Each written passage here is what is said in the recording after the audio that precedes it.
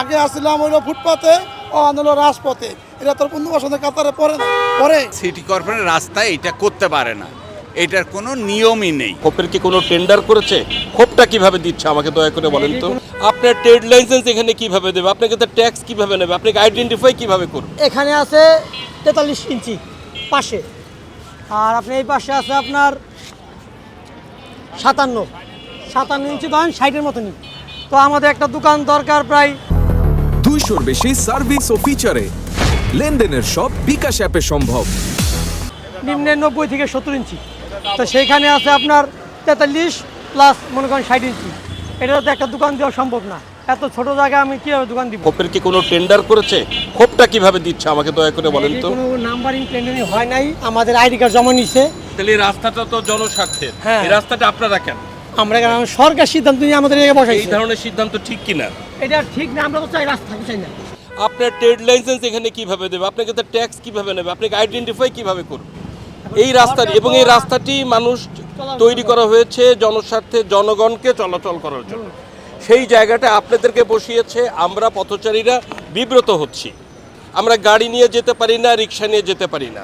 আপনাদের এখানের কোনো বৈধতা কিভাবে দিবে এটাই তো আমরা খুঁজে পাচ্ছি না। সিটি কর্পোরেশনের রাস্তায় এটা করতে পারে না, এটার কোনো নিয়মই নেই। যদিও হচ্ছে যে সিটির ভিতরে যে ল্যান্ড, সেই ল্যান্ডের মালিক হচ্ছে যে সিটি কর্পোরেশন, কিন্তু এর সাথে অন্যান্য 39টা প্রতিষ্ঠান জড়িত আছে। সেই 39টা প্রতিষ্ঠানের সাথে আলাপ পরামর্শ করেই একটা সিদ্ধান্ত নিতে হয়। কিন্তু কোনো অবস্থায় হচ্ছে যে রাস্তায় সিটি কর্পোরেশন এই যে মার্কিং করছে সেইটা করতে পারে না। পৃথিবীর প্রত্যেক দেশেই কিন্তু ফুটপাতে হকাররা একটা ব্যবসা পরিচালনা করে, এটা যেরকম ঠিক, কিন্তু তারা রাস্তায় করে না। মনে করেন এই যে এতটুকু জায়গা দিছে, এতটুকু জায়গায় কিছুই হবে না, না খাড়াতে পারবে না মাল রাখতে পারবে। পরে পাশের দোকানের সাথে মনে করেন 2 দিন পরে মারামারি কাটাকাটি লাগবে, কারণ সে বলবে আমার এতটুকু হবে না, আর বলবে আমারও এতটুকু হবে না। হকার পুনর্বাসন করতে, হকার পুনর্বাসন কই, কোন জায়গায়? আমার কাছে কম দিয়ে হকার পুনর্বাসন কোন জায়গায় করছে? আমি তো 42-43 বছর ধরে হকার করে ভাত খাই, দুটো ডাল পাতালায় খাওয়াই, কিন্তু হকার তো পুনর্বাসন আমার জীবন দেখলাম না।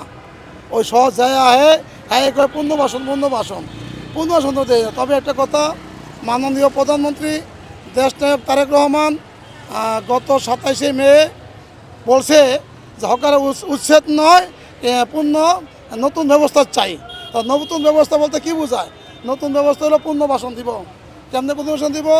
আমাদের থেকে সিটি কর্পোরেশনের একটা ট্যাক্স নেবে, ট্যাক্সের মাধ্যমে জায়গা কিনবে, বিল্ডিং করবে, ওখানে হলো পুনর্বাসন। এই খোলা আকাশের নিচে তোর পুনর্বাসন না।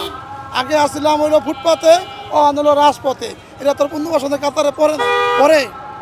আমি আরেকটা ফাঁকে একটা কথা বলতে চাই যে মাননীয় প্রধানমন্ত্রী দেশ নায়ক তারেক রহমান যে গত কয়েকদিন আগে যে ঘোষণা দিল হকার উচ্ছেদ নয় এবং তাদের নতুন ব্যবস্থাপনা, কিন্তু এরপরেও অনেক জায়গায় হকার বসতে দিতেছে না।